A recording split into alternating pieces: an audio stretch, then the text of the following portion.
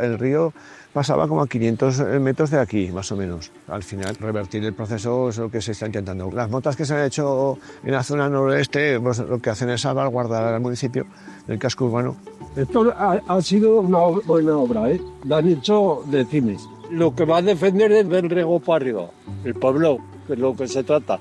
Consiste en eso, en que cuando vengan riadas grandes no coja el pueblo.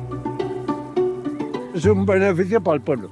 Las obras benefician a ambos municipios. Creo que con estas obras nos beneficiamos sobre todo los dos cascos urbanos, los pueblos, y esa es la intención que se tiene con estas obras de Ebro Resilience, pues bueno, para intentar que las aguas no nos hagan tanto daño cada vez que vienen.